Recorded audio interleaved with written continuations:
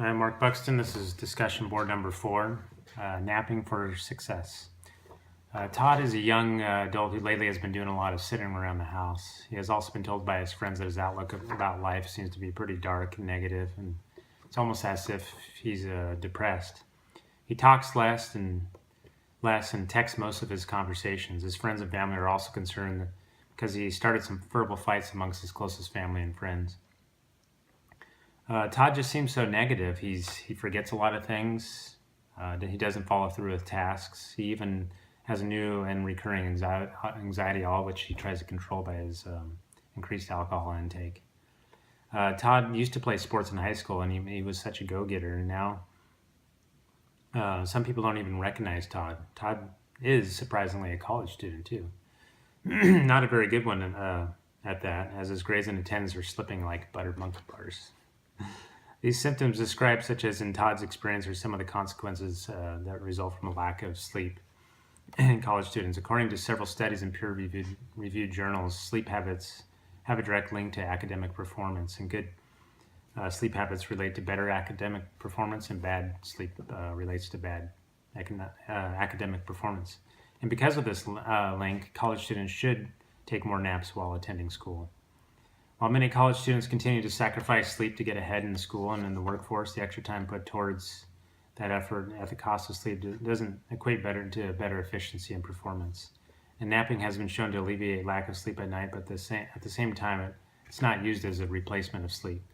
Further, napping can be a solution to the busy schedule and lifestyle that a college student has. With some practical steps, a student can get refreshing recharge needed to sustain the weary and tired academic brain. Some practical steps can also be taken to educate and aid students to be aware of their sleep habits. So college students have an increased list of responsibilities included in the full-time schedule. It could be schoolwork and as well as working a job.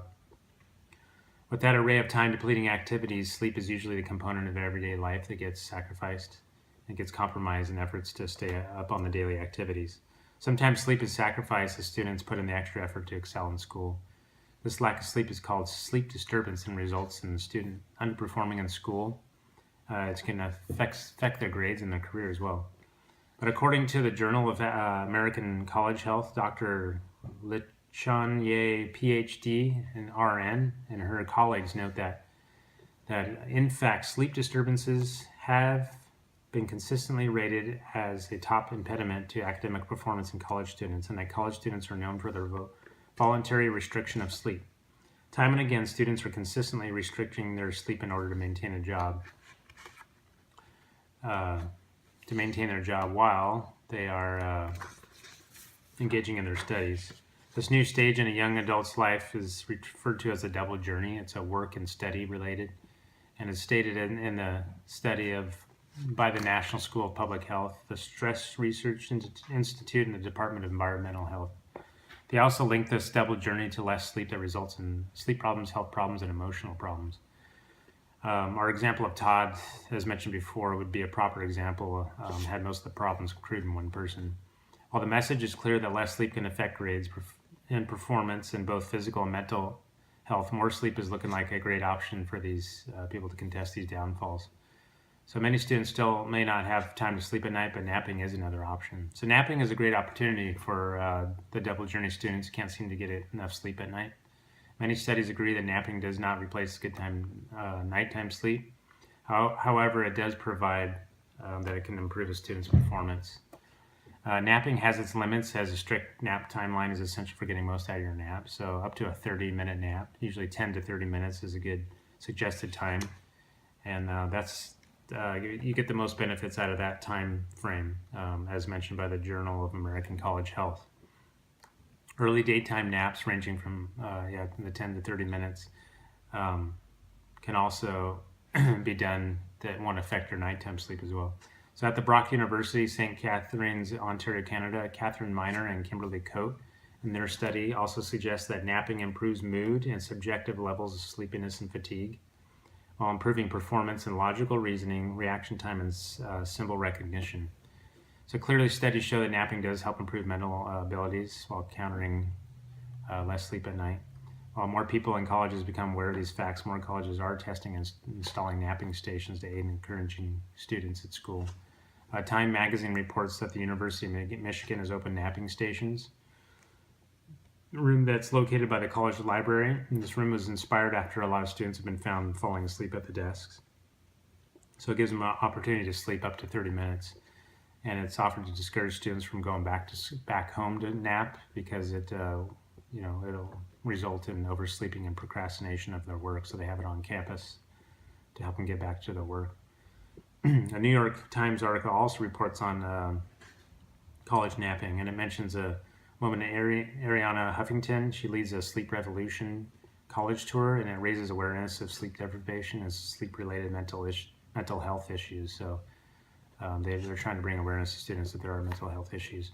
College students should nap more because, like joining on-campus clubs, it's another step to maximize their fullest potential for success. Graduate out of school. To encourage napping, there are some key steps that can be implemented at the school.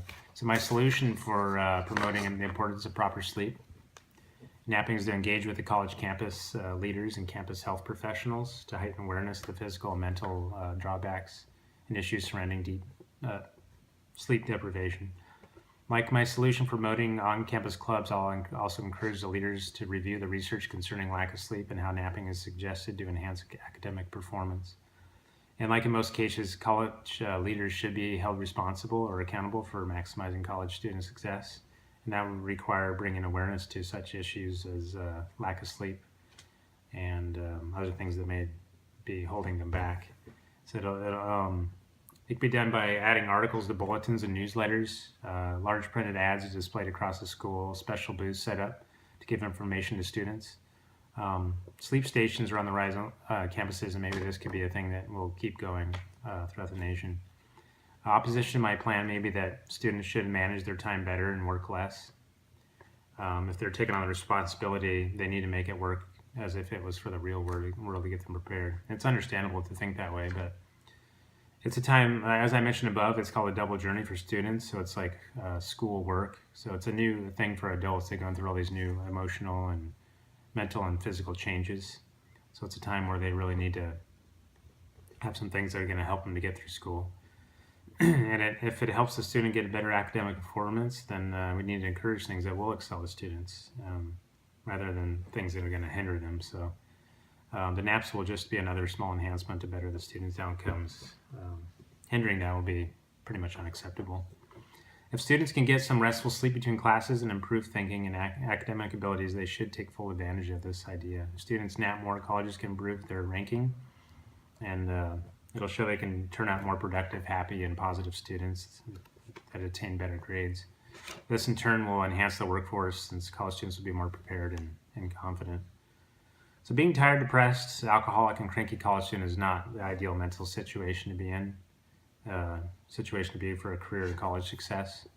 Some small changes can be made to counter the negative mental and physical consequences of sleep deprivation, and napping, of course, is a great alternative, and it does not replace nighttime sleep, but it is the next best thing, and it can be a beneficial option to recharge midday to enhance students' overall focus and performance. So why not take the small time and investment of 10 to 30 minutes to go get a nap, and studies confirm that it helps. So sweet dreams.